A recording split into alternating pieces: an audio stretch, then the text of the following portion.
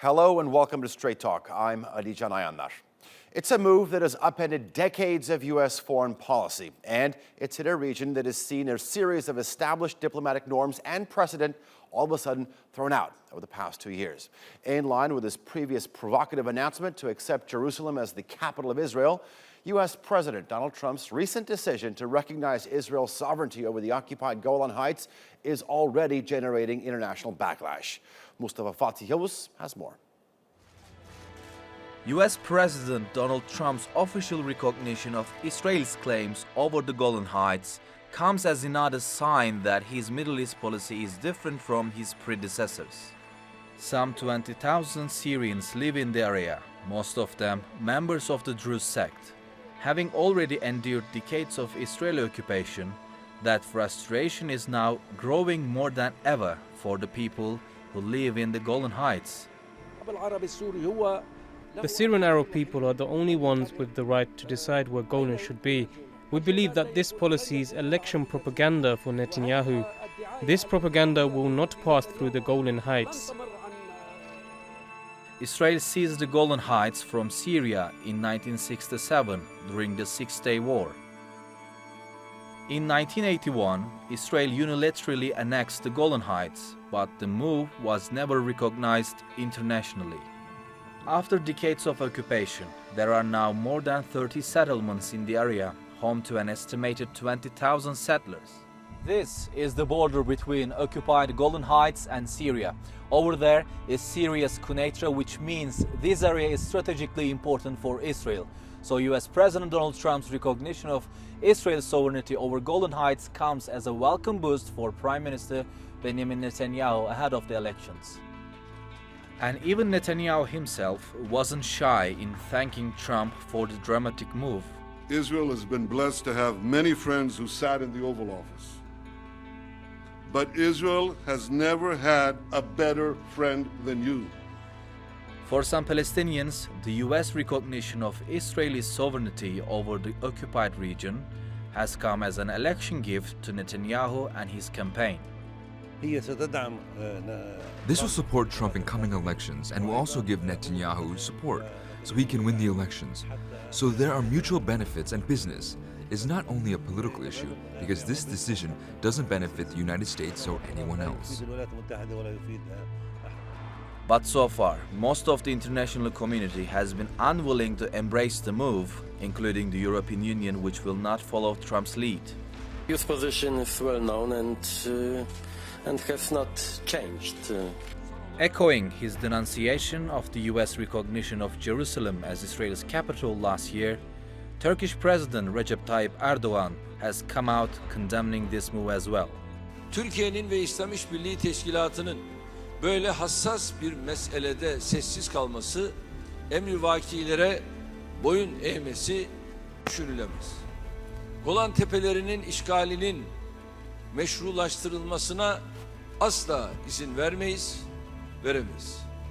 Even though this mostly symbolic move won't alter the current security situation on the ground in the Golan Heights, the fact that Trump is prepared to upend decades of US policy is sending a clear message to the region that the US will unilaterally support everything Israel does, regardless of anyone else's concerns. Mustafa Fatih, Straight Talk. And to break down the diplomatic and political fallout of the U.S. decision, joining me now is Oğuz Çelikol, who is the former Turkish ambassador to Syria and Israel, and Amr Orhan, who is a journalist at Walla News, which is based in Tel Aviv. Gentlemen, welcome to Straight Talk. Good to have you on. Mr. Ambassador, if you'd allow me, I'd like just to first question to Amr. The reality is that the Golan Heights has been occupied by Israel since 1967. And I think it's fair to say no one should expect the territory to be handed back to Syria anytime soon. So what do you make of President Trump's coming out with this proclamation? What's the reasoning behind it? We heard Prime Minister Netanyahu say that Israel never had a better friend than Donald Trump at the Oval Office. What he meant to say was that Bibi Netanyahu never had a better friend than Trump. Because obviously, when Trump said that the time is right, he meant election time in Israel. There was no impetus for this. This came out of the blue. The situation on the ground has not changed in many years, essentially since the 1973 war between Israel and Syria, as well as between Israel and Egypt, when the current lines have been drawn, a UN force is there.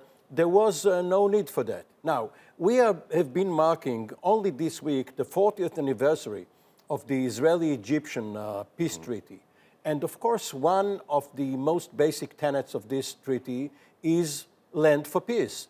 UN Security Council resolutions 242 and 338. And the same principle applies to the other sectors. Of course, Palestine or Jordan is a more complicated case, but it was obvious that should Syria agree to the same principles that Anwar Sadat did, it will get all or most of the Golan Heights back. Okay, you mentioned the elections. We're going to pick up that conversation in just a bit, but I want to turn to Ambassador Chelikol.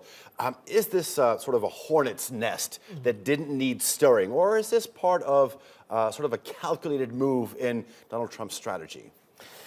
I think Mr. Trump is going to run for the next term in the United States, and in Israel, of course, we are going to have elections very soon. But in America also elections started. And Mr. Trump also needs friends. And probably he sees Prime Minister Netanyahu as his friend. Because in that signing ceremony, Prime Minister Netanyahu mentioned three names. One was British Foreign Minister Balfour, the other one American President Truman, and the third one was the Persian king, Great Cyrus. And I have written several American, comments about this, because in the evangelist, political base of Mr. Trump, who he won, of course, the last election in 2016, on the evangelist support, the Cyrus the Great played a very important role because the Jews believe that he emancipated them, he led them, to Palestine, he let them build temples, and there is a kind of likening between Cyrus the Great and Mr. Trump. Okay. So Mr. Trump needs friends also. All right, so both of you gentlemen are actually coming together on one common issue, elections, on both sides of the Atlantic, per se. Amr, let me turn to you. How is this likely to affect Netanyahu's re-election bid? But also let's keep in mind that he has some looming indictments in terms of corruption charges around him. Well, Netanyahu obviously worked for that. We have seen in the back row there in the Oval Office Israeli ambassador to Washington, Ron Dermer, who is American-born and was actually a Republican minor politician or staff aide in Florida before he emigrated to Israel. And obviously, politics had a lot to do with it. And in the run-up to the Israeli elections, this is what Dermer and Netanyahu's friends around Trump pulled off. Now, obviously, Netanyahu hoped for some impact, but in actuality, he got none. And this is because of what happened in Israel with the rocket hitting central Israel launched out of Gaza, and because of what you mentioned, his bleak legal future, which looms over the entire election campaign. Okay, Ambassador Chelikol, just like we saw in the decision to recognize Israel's capital as Jerusalem on the Trump administration, Turkey is actually sort of towing the line in terms of getting the international condemnation on this. Are we expecting, can we expect any sort of repercussions coming out of this? Well, apparently, of course, this last decision is not going to have any international support at all. Because apparently Europeans very clearly came against Trump's decision. Because the situation on the ground in the Middle East is already a very difficult situation. And nobody wants to aggravate the situation further. One, of course, always hope that, and it is a diplomat's duty to be positive, if there is going to be a change in the Israel after the election, one can hope that the peace talks between the Palestinians and the Israelis will start afterward. We'll see how that is. Ambassador, let me just get Amir in there. The ambassador mentioned that no one wants to sort of complicate the situation even more, but when you sort of look at the region, Iran is expanding its influence, whether it's through building militia or sending in weapons. We know that Israel has sort of retaliated by conducting more than 1,000 airstrikes in the situation. There's also a delicate balance, a delicate dance with Russians that are in this region. I mean, isn't this going to complicate the situation? There is a difference between Netanyahu and Israel. And one should never forget that what is good for Netanyahu is not necessarily good for Israel, and he does not reflect the Israeli national interest per se. And there is also a contradiction between what the national security establishment of Israel, mostly led by the military, which is the most important part of the Israeli machinery, but also the other parts of the strategic decision-making body in Israel, and the political view and the political interest of Netanyahu himself. So you don't see anything coming up, bubbling up from the machinery calling for this annexation or this recognition. Actually, Trump went much further than Israel ever did, because Israel said, well, this is not really annexation. We are only applying our administration and our laws. And our laws there. Now, yeah. of course, this is going to contribute to a more precarious situation, because the initiative is now going to be with the Syrians. If Assad decides to emulate what Hamas has been doing and launch just a rocket or two into the Golan, or even further south or east into Israel, and say, listen, guys, I am willing to come back to the table, but if you are not, let me just heat up the conversation. Okay, and Ambassador, I want to ask you, does this sort of go against sort of the basic principles of international law when you actually have a country taking over a territory by force, or a country recognizing that as can't this be a double standard in the future? We've seen the example with Russia and the annexation of Crimea. Isn't there sort of an hypocrisy on the side of the United States then? Unfortunately, this is going to be a bad example, because obviously, of course, there is United Nations resolutions against the annexation of Golan Heights by Israel, because when the Knesset passed that law in 1981, there was a United Nations Security Council resolution which considered that null and non-void. And there are, of course, general international law that is against absorbing territory by force. But in this case, there is certain United Nations Security Council resolution which passed with the American support. Mm-hmm. That is also interesting, because in 1981, America did not prevent passage of the resolution which condemned the annexation of Golan Heights that time. Of course, from that on, there were some American initiatives also between Syria and Israel to make a peace between these two countries on the basis of which you mentioned, on the recognition for territory. Gentlemen, this is a very deep and lengthy discussion, but I'm afraid we've just run out of time. Thank you very much, Ambassador Oğuz Çelikol and Amir Orhan, for joining us here on Straight Talk. Decades of painstaking negotiations could have been all for nothing. Nearly 20 years ago, Turkey officially became a candidate for full membership to the European Union. Officials in Ankara entered into countless talks to meet the bloc's criteria on governance and reform. But those hopes were recently upended after the European Parliament voted to suspend Turkey's EU accession process. Back in December of 1999, Turkey signed an agreement in Helsinki that would set off the country's aspirations to join the bloc. Official negotiations towards full EU membership began in 2005, but what followed was years of slow progress and tactics by the EU that many in Turkey called moving the goalposts. EU officials countered that Turkey had moved further away from the European Union when it came to governance and the judiciary. Those differences culminated in the European Parliament's vote to formally suspend Turkey's accession bid. Although not legally binding, it has sent a powerful message to Ankara and the Turkish people. Over the past few years, each side has seen regional and global issues complicate their delicate relationship. And although small steps were made to forge goodwill, in the end, it wasn't enough to prevent the March 13th vote.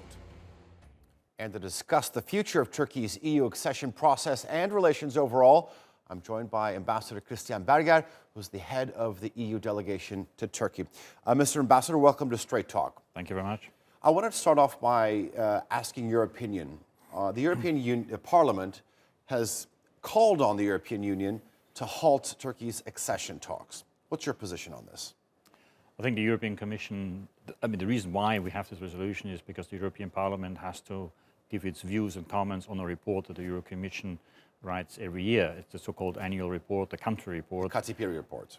No, that's the outcome. But the Commission itself writes a report about the state of affairs and gives an evaluation of the accession process.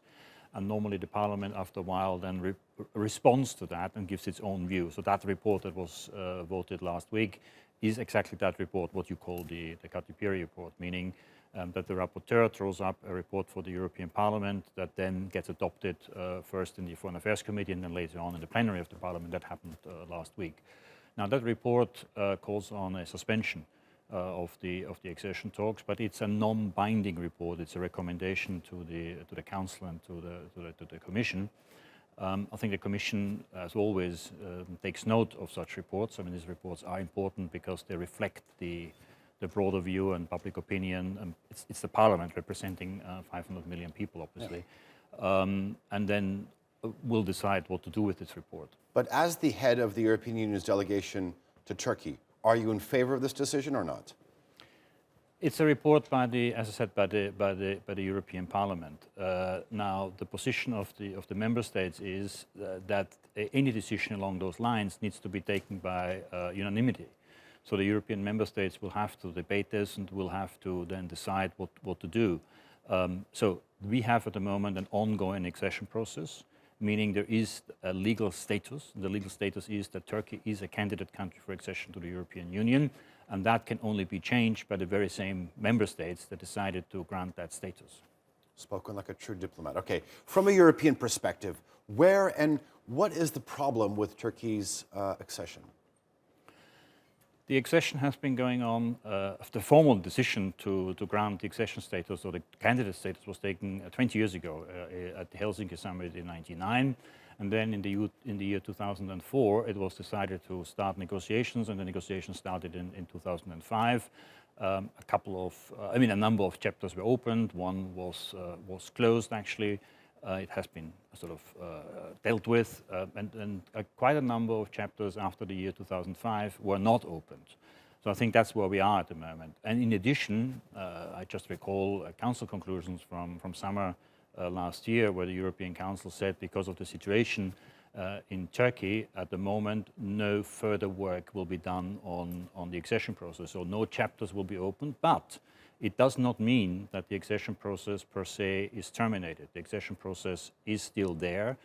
Turkey remains a candidate country. Apart from everything else, Turkey is also a very important partner on many other issues. Mm-hmm. But I want to sort of dive deeper into some of the reasons behind why additional chapters aren't being opened. Is the problem that Turkey is showing a lack of progress, whether it be in terms of democracy, human rights, the rule of law, or is the problem with Mr. Erdogan himself? I think Commission President Juncker has been very clear on this. He has said on numerous occasions that Turkey, in his view, is moving away from the European Union. And I think the member states have picked that up. Actually, in the Council decision of 2018, they used that phrase, that Turkey is moving away from the European Union, and therefore no chapters can be opened. Okay, so they feel that politically, ideologically, there's a regression in Turkey's progress. It's picking up also the language of the Commission report that speaks of backsliding on human rights issues, on rule of law issues, and these issues that you have just mentioned. What I see, however, today is that Turkey is trying to respond to that. For example, last year the Reform Action Group came together again after a long period of time. 4 key ministries, Foreign Ministry, Justice Ministry, Ministry of Interior and Ministry of Finance, and agreed on various steps to be taken. And many of these steps that are being addressed in this paper that was adopted last year are actually points that are being addressed in the Commission's annual report. So this mainly on rule of law, justice system, how the whole justice system works. And the ministries will now present most likely a justice reform program, a judicial reform program. So this is a very important step in my view. We just recently celebrated the 3rd anniversary of the Turkey-EU refugee deal. 3 days ago. And looking at the numbers, Turkey, I think, has played its part. Irregular migration across the Aegean was north of 800,000 back in 2015. It's actually, because of Turkey's efforts, it's dipped down to about 30,000 or so last year in 2008.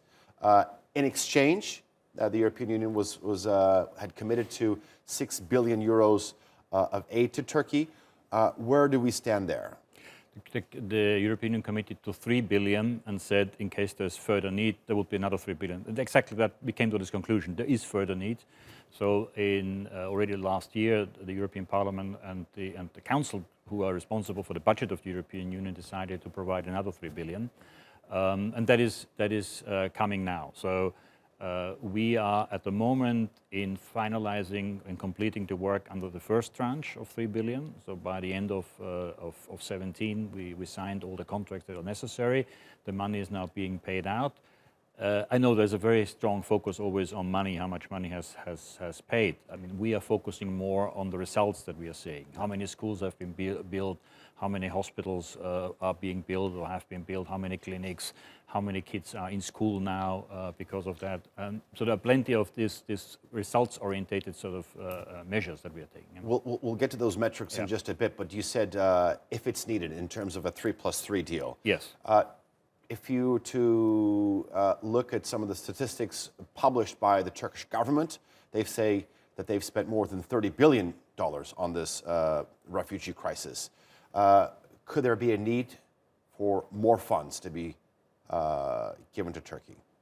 I think there's always the possibility. It also depends how the crisis develops. If this crisis is going to end, if people are no longer in need, if people can be stand on their own feet, economically speaking, and we do a lot of programs that will allow actually people coming off the humanitarian support program. You may know there is this Kizilay card. Refugees get a certain amount of money per month, but this is a stopgap measure, just simply to help people who are among the most vulnerable. So we're trying to reduce that number together with the Ministry of Labour and Family to reduce that number of people that are dependent on the small amount of money. So we're trying to help them to increase their skills, and that is foremost language skills, obviously, because you want to work in Turkey, so you need to speak the language. This is both for kids but also for grown-ups, but there's also other skills. Vocational training is very important. Entrepreneurial skills is very important. There are plenty of Syrian business people. So a lot of things is being done to reduce that number. But there's one point that I want to add here. It's not only the numbers of refugees have gone down, and more importantly, the number of people dying in the Aegean has gone down. I think that's a very important effort and success for both Turkey and the European Union, and mainly for Turkey because the Coast Guard and the Gendarme and the law enforcement agencies are very good at that. And there's a side sort of aspect to destroy the smuggler operations. Mr. Ambassador, let's talk visa liberalization. According to the talks between Turkey and the Europeans, 72 criteria were put forth, and I believe that Turkey has fulfilled 66 or has met these 66 benchmarks, has met 66 criteria. When do you expect the Turks to fully fulfill them? It's a long process. You're absolutely right. Turkey and the European Union have agreed on certain benchmark conditions that need to be fulfilled, things that have to be in place before visa liberalization can be granted. One very practical one was achieved just in December, namely the issuance of biometric passports. So this was one of the criteria, and it was ticked in December. There are a couple of others. I mean, actually there are 6 other criteria that still need to be fulfilled. Some of them are difficult because they require a change of legislation on the anti-terror legislation, for example, the data protection legislation. The technical talks between Brussels and Ankara are continuing. We have regular exchanges on these issues, and on the Turkish side, I know that various ministries have come together, have formed working groups to come up with proposals that will then come back to us. Mr. Ambassador, thank you for coming out to Straight Talk. Enjoy the conversation. Pleasure.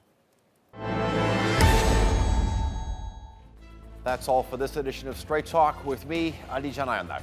If you've got any comments, please do share them with us on Twitter with the hashtag Straight Talk. Also, don't forget to subscribe to our YouTube channel. Until next time, take care and goodbye.